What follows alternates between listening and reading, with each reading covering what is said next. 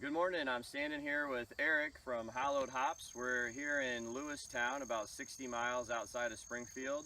I'm really excited this year to be bringing a high percentage of hops into the brewery from a local source.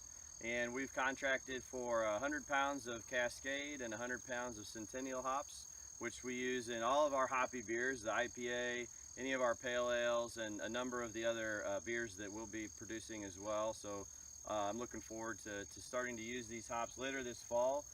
Eric, why don't you tell us a little bit about how you got started and maybe what varieties you guys are producing and what we're standing in right here. Sure, Brent. We got started in 2014 after about 2 years of due diligence, talking with brewers and finding out what was going on in the marketplace. My background was in economic development, and so I came from talking with local small business owners and had ended up talking with several brewers in the process, and they all said, well, there's a shortage of hops. And I thought, well, let's look into it and see if they grow here and see what varietals there's actually shortages of. And so we put our first rhizomes in the ground in 2014 in roughly 2.5 acre field. And so we started out with a variety called Crystal and Cascade, and then we had a library row, which we've since plowed under because none of those varieties worked here. And thankfully we only had 5 or 10 of those varieties because they really just didn't work. But Crystal has done amazing things. We've got I think 7 commercially viable hops in our field now. We've got Chinook, Crystal, Cascade, Centennial. We've got a little bit of cluster, and we are trying out Alpha Aroma 2, which is a New Zealand variety that we think will have some amazing, fairly unique aromas as well. So awesome. Well, tell us, what variety are we standing in right now? So this is Crystal, and it's a later season variety. Crystal is in the Hallertau lineage. It's got a little bit more of a citrusy, floral, earthy kind of aroma than a Hallertau would, but it can work in a Pilsner. It could work in an IPA, just depending on how you blended it or used it. But this field's ready for harvest this week, and we're pretty pumped to put in. We're thinking 5 to 10 acres of this variety this coming winter. So awesome. And so you can obviously see that we've got a lot of infrastructure that Eric has spent time to invest in and develop. And why don't you tell us a little bit about the beginning of the season, how you start the hops off, and how we get to this point before harvest? Sure. So hops is a perennial plant. It springs back from the ground every year. We don't have to replant it. And the way it works is in about late March, when it starts to warm up, we'll get shoots right out of the ground, and we have to treat those like the main plant. But ultimately we'll end up trimming those off. And so we'll feed them, we'll spray them to keep the bugs off and funguses away, and then we'll trim those back, and we'll come back about a week and a half later when the new shoots have come, and we'll drive through the field with a platform, and we'll put in 2 pieces of twine per plant up at that 18-foot level. And then there's a crew down on the ground poking the twine into the ground next to the plant, and then we follow up in the next couple of days by winding 2 vines onto each piece of twine. And so that's the beginning of the season, and really the most labor-intensive part of this kind of an operation. Makes sense.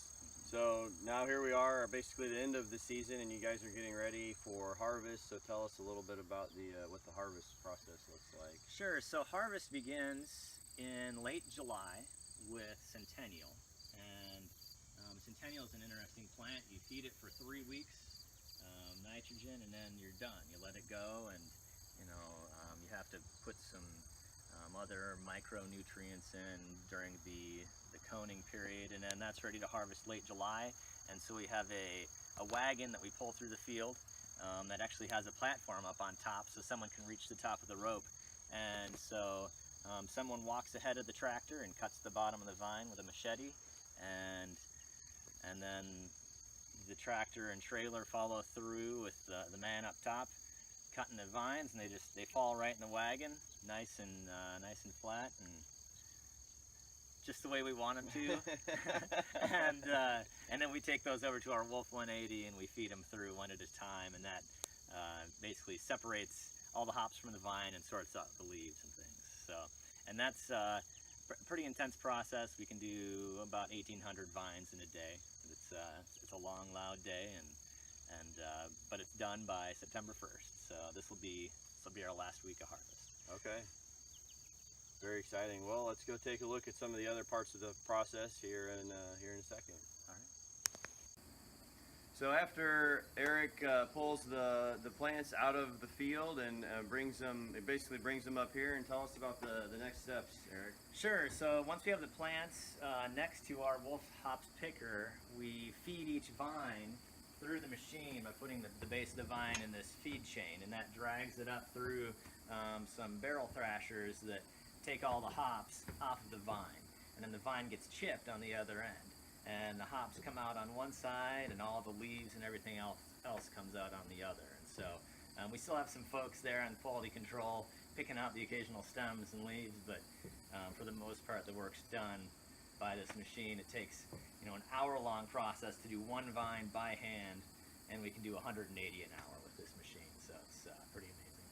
And then after the separation from the plant, you got your nice, beautiful hop cones. What would be the next part of the process? So now we've got a bin full of hops cones, and we take the bin and we put it on our dryer, and we dry it at about 110 degrees for roughly 18 hours. And that helps us bring it down to 10%, which is a stable moisture for the hops cone. It won't rot on us then. And we can either bale it and store it in cold storage, or we can take it right into our hammer mill and pellet mill and turn it into pellets for long-term storage and marketing. So. Perfect. We had an awesome day here at Hallowed Hops today, checking out how we harvest, how we separate, how we get everything ready to go to come into the brewery. It was a really great time spending time with Eric. I actually got to do a little bit of harvesting, do a little bit of putting hops into the separator, and I'm really excited to have these hops in the brewery actually later on in the next couple of weeks, and coming into the beers that you'll be seeing soon out of Ingrained.